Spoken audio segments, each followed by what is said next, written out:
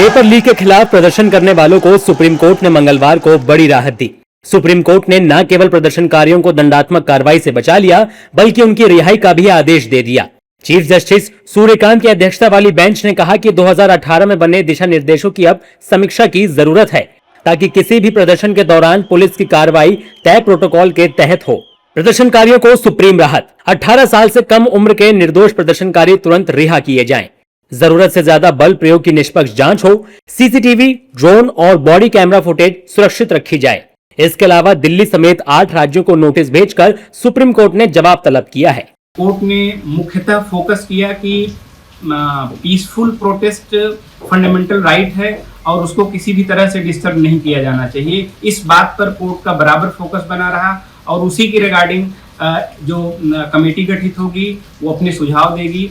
फिर आगे मंगलवार को क्या आदेश होता है, इसके आगे सोमवार को वो आगे देखा जाएगा।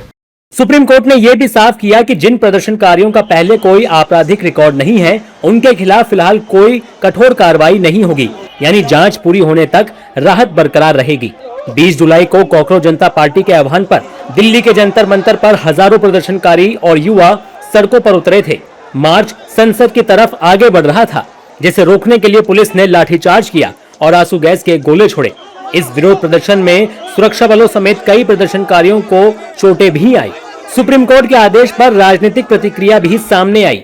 यूपी कांग्रेस के अध्यक्ष अजय राय ने सुप्रीम कोर्ट के फैसले का स्वागत किया। वहीं शिवसेना एमएलसी मनीषा कायंदे ने कहा कि आपराधिक रिकॉर्ड वाले प्रदर्शनकारियों को नहीं छोड़ना चाहिए। मुझे लगता है कि माननीय सर्वोच्च न्यायालय ने अगर ये संज्ञान लिया तो उस पर मजबूत और उचित कार्रवाई जरूर होगी, जिससे कि नौजवानों को सुविधा मिले और उनकी मदद हो सके। बिल्कुल सुप्रीम कोर्ट का ये आदेश स्वागतार्ह है।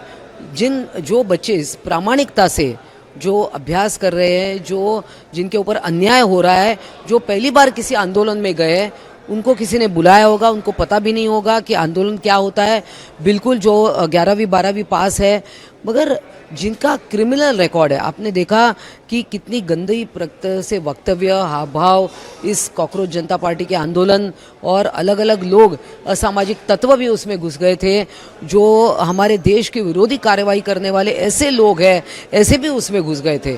बच्चों के फ्यूचर को सिक्योर करना चाहिए, मगर जो क्रिमिनल रिकॉर्ड वाले हैं उनको बिल्कुल ही उनको सज़ा होनी चाहिए। सुप्रीम कोर्ट के फैसले ने एक बार फिर ये संदेश दे दिया है कि लोकतंत्र में विरोध की आवाज दबाई नहीं जा सकती, लेकिन कानून के दायरे में रहकर प्रदर्शन का अधिकार और कानून व्यवस्था बनाए रखने की जिम्मेदारी, दोनों का संतुलन भी उतना ही जरूरी है। अब सबकी नजर 3 अगस्त को होने वाली अगली सुनवाई पर टिकी है।